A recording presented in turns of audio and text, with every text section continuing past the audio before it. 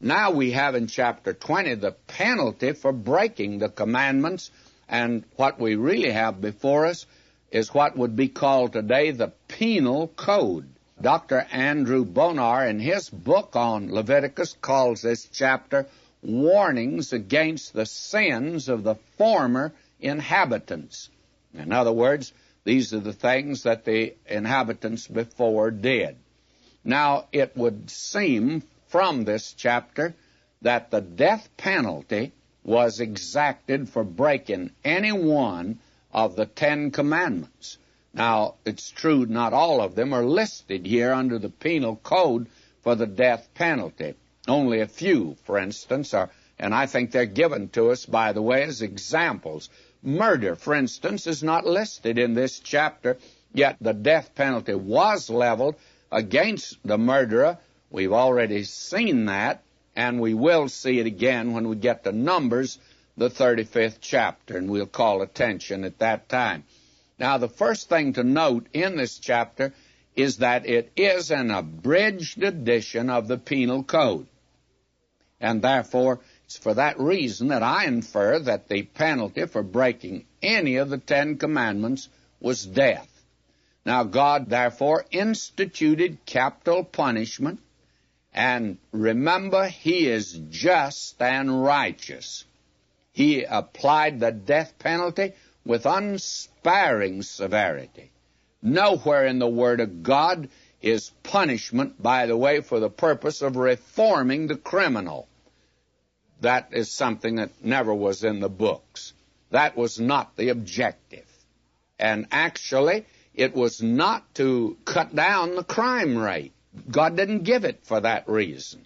Yet I personally think it will cut down the crime rate, and I think one of the reasons for this spread like a dreadful plague throughout this land of lawlessness is due to the fact that we have weak-kneed judges today that won't enforce the law.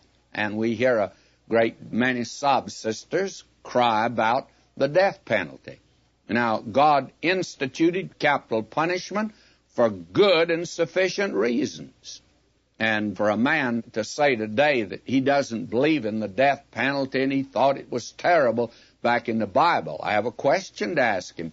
You mean that you're better than God then? Because God doesn't make any apologies for it. My friend, justice and righteousness demand punishment.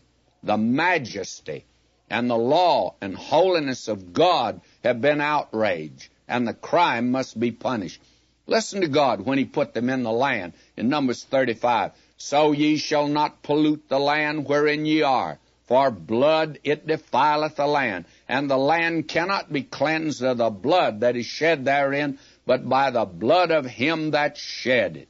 You remember that the writer even in the New Testament says that the blood of Abel cried out from the ground, demanding it.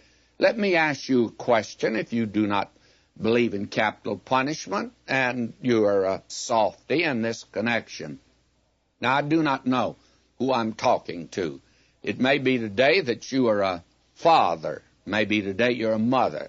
Suppose that you have several precious little children there, and there came in a criminal, and he was sadistic, took up your children by the heels, and dashed their head against a stone.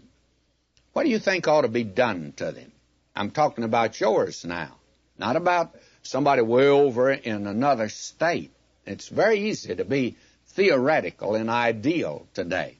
It's very easy for a judge to sit on a bench and say, now, I don't think this poor criminal ought to be sent to the electric chair. I remember when they had this famous case out here in California, and all of this crowd was parading up there at the governor's mansion and parading at the penitentiary that he ought to be let off. Did you know that one of the girls that he had raped and had killed the fellow that she was with, did you know that she's in a mental institution, a raving maniac?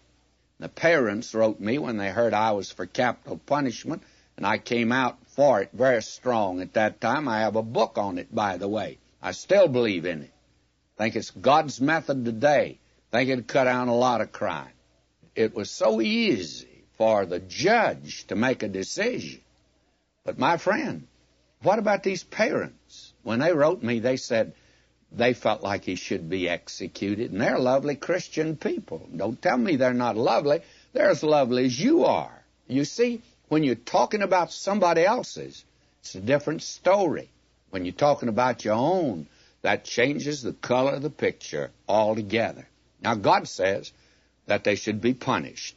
And he went down the list here.